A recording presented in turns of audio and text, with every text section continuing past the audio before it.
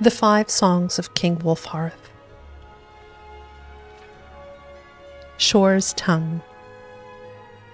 The first song of King Wulfharth is ancient, circa 1st era 500. After the defeat of the Alessian army at Glenumbria Moors, where King Hoag Merkiller was slain, Wulfarth of Atmora was elected by the Pact of Chieftains. His thum was so powerful that he could not verbally swear into the office, and scribes were used to draw up his oaths. Immediately thereafter, the scribes wrote down the first new law of his reign, a fiery reinstatement of the traditional Nordic pantheon. The edicts were outlawed, their priests put to the stake, and their halls set ablaze. The shadow of King Borgus had ended for a span. For his zealotry, King Wulfharth was called Shore's Tongue, and Ismir, Dragon of the North. Kine's Son. The second song of King Wulfharth glorifies his deeds in the eyes of the old gods. He fights the eastern orcs and shouts their chief into hell. He rebuilds the 418th step of High Hrothgar, which had been damaged by a dragon. When he swallowed a thundercloud to keep his army from catching cold, the Nords called him the Breath of Kine. Old Knocker. The third song of King Wulfharth tells of his death. Orki, an enemy god, had always tried to ruin the Nords, even in Atmora where he stole their years away. Seeing the strength of King Wulfharth, Orki summoned the ghost of Alduin Time Eater again. Nearly every Nord was eaten down to 6 years old. Boy Wulfharth pleaded to Shore, the dead chieftain of the gods, to help his people. Shore's own ghost then fought the Time Eater on the spirit plane, as he did at the beginning of time, and he won, and Orki's folk, the orcs, were ruined. As Boy Wulfharth watched the battle in the sky, he learned a new thum: what happens when you shake the dragon just so. He used this new magic to change his people back to normal. In his haste to save so many, though, he shook too many years out on himself. He grew older than the greybeards, and died. The flames of his pyre were said to have reached the hearth of Kine itself. The Ash King. The fourth song of King Wulfharth tells of his rebirth.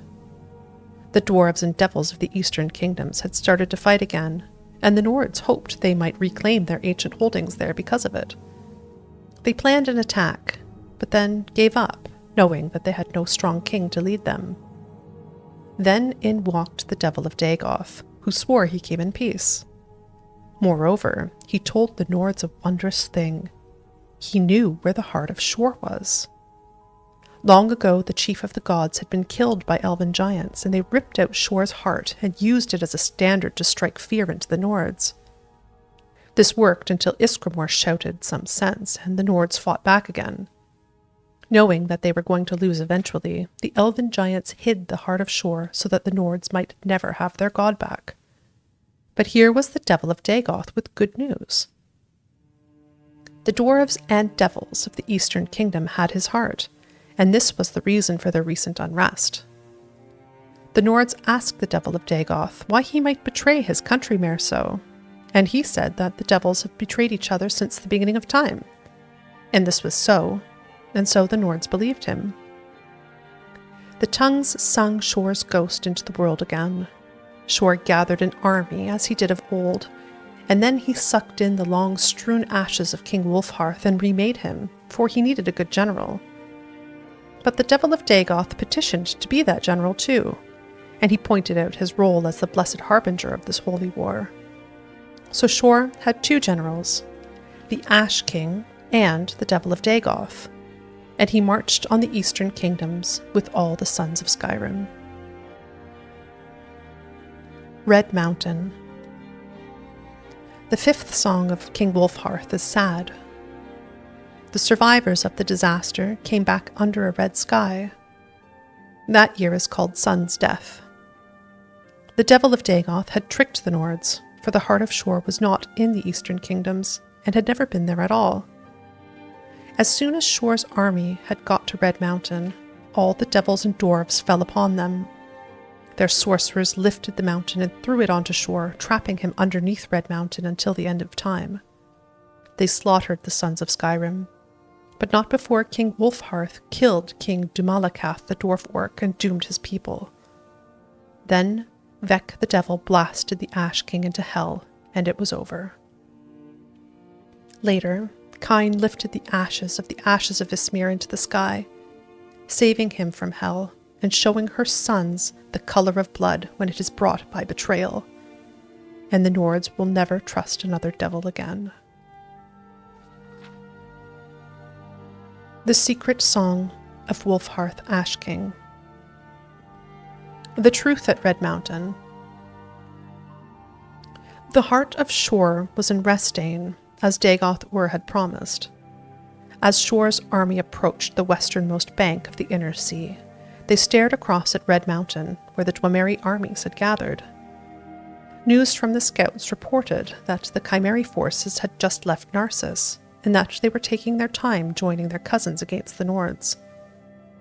Dagoth-Ur said that the tribunal had betrayed their king's trust, that they sent Dagoth-Ur to Lorkhan, for that is what they called Shor in Restane, so that the god might wreak vengeance on the dwarves for their hubris, that Nerevar's peace with the Dwemer would be the ruin of the Velothi way.